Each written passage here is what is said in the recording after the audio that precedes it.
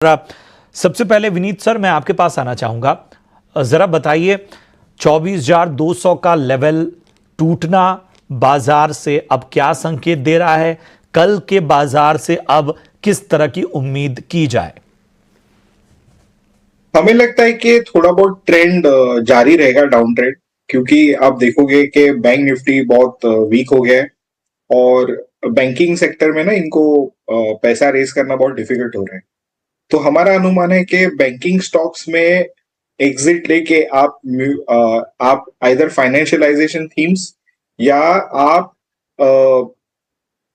SBI life जैसे counters में invest कर सकते हैं। वहां पे एयूएम ग्रोथ काफी अग्रेसिव है, परफॉर्मेंस काफी अच्छे आने वाले हैं। तो हमें लगता है कि बैंक निफ्टी जहां पे इनके निम प्रेशर में आ रहे हैं और ग्रोथ स्टैग्नेट हो रहा है, हमें लगता है कि ये बाकी के काउंटर आपको बेहतरीन अपॉर्चुनिटी देते हैं टू ये मार्केट में ट्रेड करने के लिए। तो ये है नजरिया इस वक्त बाजार पे। चलिए बढ़ते हैं आगे और अब सवालों को शामिल करते हैं। यूट्यूब पर रूपम नंदी का सवाल लेते हैं। एसबीआई पे राय जानना चाहती हैं। 850 के भाव पे इन्होंने एसबीआई में एंट्री की हुई है और इनके भाव के आसपास ही स्टॉक का ज्यादा नुकसान इनको नहीं हो रहा है। बताएं राहुल जी, एसबीआई में क्या करना चाहिए? मेरे ख्याल से अगर उनको शॉर्ट टर्म इन्वेस्टर है तो उनको एग्जिट कर देना चाहिए, बिकॉज शॉर्ट टर्म मार्केट में, जैसे मेरे कोलीग ने भी कहा, थोड़ा सा करेक्शन जारी रह सकता है या एक टाइम वैल्यू का टाइम करेक्शन बिल्कुल आ सकता है। तो अगर टाइम करेक्शन आ रहा है तो ज्यादा मोमेंटम स्टॉक्स में रहना बेटर होगा, जैसे कि Voltas etcetera. Private sector banks में भी एक दो बैंक अच्छे लग रहे हैं। पब्लिक सेक्टर बैंक से थोड़ा अभी वे ऑफ कर देना चाहिए, मेरा सलाह होगा। ठीक है, तो ये है नजरिया एसबीआई पे आपको मिलता हुआ। नित्यानंद साहब का सवाल लेते हैं। यूट्यूब के जरिए अपना सवाल इन्होंने पहुंचाया है। बर्जर पेंट पर राय जानना चाहते हैं। 572 की बाइंग है और नुकसान यहां पर इनको अच्छा होता हुआ, अच्छा खासा नुकसान यहां पर ये झेल रहे हैं क्योंकि शेयरों की संख्या इनकी ज्यादा है। बताएं विनीत जी, क्या करना चाहिए? बर्जर पेंट्स में 572 की बाइंग है। इन्हें होल्ड करके रखना चाहिए। हमें लगता है कि वह इंडस्ट्री में जो broad basing market share adjustments जो हो रहे हैं वो हो चुके हैं। ऑयल प्राइसेस भी काफी कम हो गए और उसकी वजह से जो प्राइसिंग प्रेशर आपने एशियन पेंट्स में देखा था, उतना हमें बर्जर पेंट्स में नहीं दिख रहा है। तो आप इसमें होल्ड करके रखें, आपको अच्छा खासा आपके लॉसेस जो है आप रिकूप कर पाएंगे। ठीक है। सोशल मीडिया पर भी कुछ सवाल हमारे पास आ रहे हैं, उनको भी लेते हैं। हमारे एक दर्शक हैं नमन देवड़ा और टीसीएस पर उन्होंने राय जानना चाहे। लॉन्ग टर्म पर्सपेक्टिव है इनका टीसीएस पे, 3 से 5 साल का नजरिया टीसीएस पे जाना चाहते हैं। और इनका सवाल जो ट्विटर पर मेरे पास आया है, उनका कहना है कि क्या ये सही समय है फ्रेश एंट्री का या थोड़े और डिप्स का इंतजार करना चाहिए? हालांकि इन्होंने 3850 के डिप्स का जिक्र भी किया कि क्या उसके आसपास एंट्री की गुंजाइश बन रही है या फ्रेश एंट्री की भी मौके बन रहे हैं। राहुल बताएं, टीसीएस पे लॉन्ग टर्म नजरिए से 3 से 5 साल क्या रणनीति होनी चाहिए?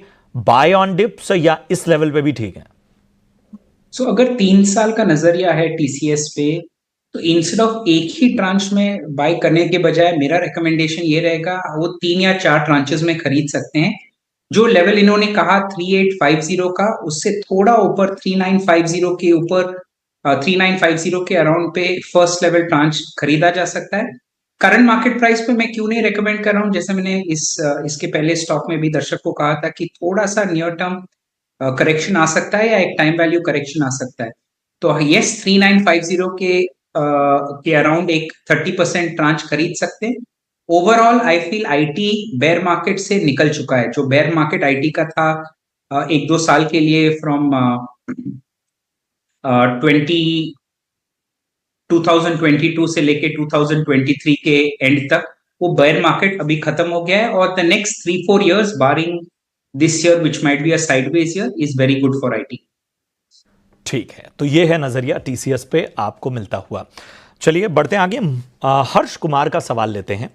जुबिलेंट फूड पर राय जानना चाहते हैं। 604 की इनकी बाइंग है और हमने कल देखा कि जुबिलेंट फूड में अच्छी तेजी नजर आई थी। आज हालांकि फ्लैट कारोबार होता हुआ नजर आया, 1% से ज्यादा की तेजी हमें जुबिलेंट फूड में देखने को मिली, लेकिन इनकी बाइंग प्राइस से स्टॉक ऊपर है। 3800 के आसपास इनको यहां पर मुनाफा हो रहा है। बताएं विलिंद सर, जुबिलेंट फूड क्या रणनीति होनी चाहिए? नहीं, अच्छा शेयर है, अभी टर्न अराउंड हुआ है, न्यू हाइज मारे हैं इसने। और हमें उम्मीद है कि ये जो डिस्ट्रीब्यूशन चेन्स वाली कंपनीज थी फूड में, वो अभी इनका कंसोलिडेटेड परफॉर्मेंस अभी टर्न अराउंड हो जाएगा। कंजम्पशन अच्छी है, इन्फ्लेशन गिर रही है, तो इनके मार्जिन्स भी स्टेबलाइज हो जाएंगे। और हमें एक्सपेक्टेशन है कि Jubilant foods will perform very well, तो आप होल्ड करके जरूर रखिए। होल्ड करने की आपको सलाह यहां मिलती हुई। बढ़ते हैं आगे और मुकुंद दास जी का सवाल लेते हैं। यूट्यूब के जरिए यह सवाल उन्होंने हम तक पहुंचाया है। IRFC पर राय जानना चाहते हैं। 188 की इनकी बाइंग है, हालांकि नजरिया इन्होंने नहीं बताया है। IRFC फिलहाल इनके भाव से 7 रुपया नीचे है। पिछले 5 ट्रेडिंग सेशन में देखें तो एक मोमेंटम आने की गुंजाइश दिख रही थी, लेकिन आज एक बार फिर स्टॉक जो है वो लगभग 1.5% नीचे गया। कल हमने देखा था कि रेलवे शेयरों में एक अच्छी तेजी नजर आई थी और उसका फायदा IRFC को भी मिला था। फिलहाल चूंकि 188 की बाइंग है इनकी, 2000 शेयरों की संख्या है। राहुल जी बताइए क्या सलाह होगी? स्ट्रक्चर पर से IRFC में अभी कोई मोमेंटम नहीं दिख रहा है। 190 के ऊपर मोमेंटम आ सकता है, बट करंट मार्केट प्राइस पे अगर प्योरली बात करें तो ऐसा कुछ नहीं दिख रहा है कि उनका आई थिंक 7-8 रुपए ऊपर उनका प्राइस है। 190 के ऊपर हाँ बिल्कुल मोमेंटम फिर से आ सकता है और एक अपवर्ड ट्रेंड शुरू हो सकता है। तब तक आपको साइडवेज ही दिखेगा स्टॉक, या थोड़ा सा डाउनवर्ड मूवमेंट भी दिख सकता है। ठीक है, तो यह है एक अहम राय IRFC पे मिलती हुई। चलिए, अशोक मलिक साहब हैं हमारे साथ और इन्होंने अपना सवाल यूट्यूब पर भेजा है। कोचीन शिपयार्ड पे राय जानना चाहते हैं। ऊपरी स्तरों पर इनकी बाइंग है 2968 और हम देख रहे हैं डिफेंस शेयरों में जो है वो कुछ नतीजों की वजह से खासतौर पे बाकी डिफेंस शेयरों में भी प्रेशर एक नजर आया। आज भी कोचीन शिपयार्ड 5.25% नीचे है। पिछले दिनों भी डिफेंस शेयरों पर कमजोरी हावी होती हुई नजर आई थी। 2968 2900 के ऊपर की बाइंग है। विनीत सर क्या करना चाहिए? देखिए, हमारे हिसाब से ये स्टॉक ओवर वैल्यूड है। ये मोमेंटम में चल चुका शेयर है और हमें लगता है कि इसमें काफी और करेक्शन आने की संभावना है।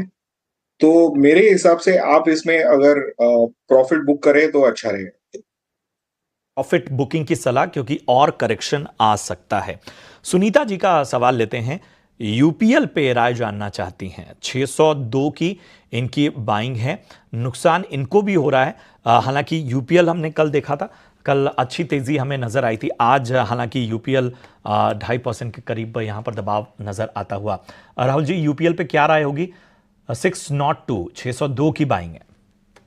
602 अनफॉर्चुनेटली उनको वेट करना पड़ेगा।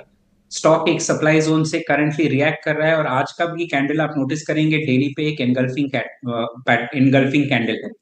तो एक डेली सप्लाई से रिएक्ट करता हुआ नीचे के साइड में engulfing pattern as well as market का जो स्ट्रक्चर है वो थोड़ा सा वीक लग रहा है। तो अनफॉर्चुनेटली उनको वेट करना पड़ेगा, क्योंकि एक और 20-30 रुपए 4-5% यूपीएल नीचे आ सकता है इस प्राइस से भी। बिल्कुल, तो ये है नजरिया यूपीएल पर आपको मिलता हुआ। चलिए, इतने ही सवालों को अब हम शामिल कर पाएंगे क्योंकि समय सीमा है और समय के दायरे से ज्यादा नहीं जा सकते हम। फिलहाल हम अपने खास सेगमेंट की ओर बढ़ेंगे। ये है वीआईपी शेयर्स।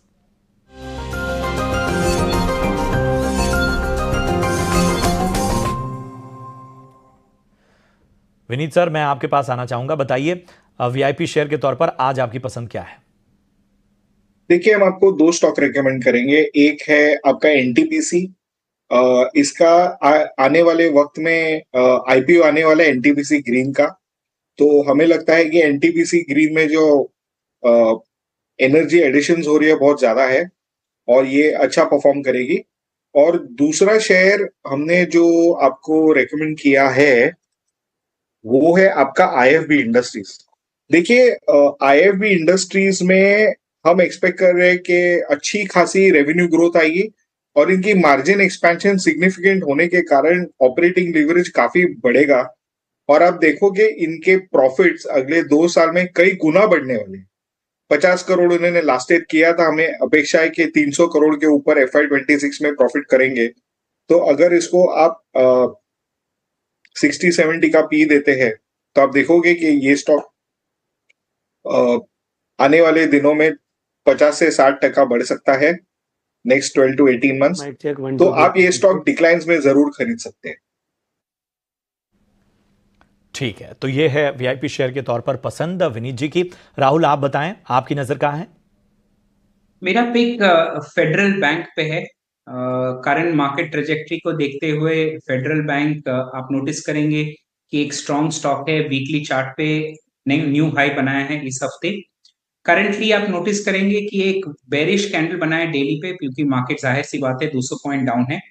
बट 205 के ऊपर बाय किया जा सकता है। 202 पे क्लोज हुआ है आज, 205 के ऊपर बाय किया जा सकता है। स्टॉप लॉस होगा 189 और टारगेट होगा 235 का। 2 महीने का टारगेट रख के चल सकते हैं फेडरल बैंक में लॉन्ग साइड पे। ठीक है, तो ये हमारे एक्सपर्ट्स की सलाह में वीआईपी शेयर्स। आप दोनों का शुक्रिया अदा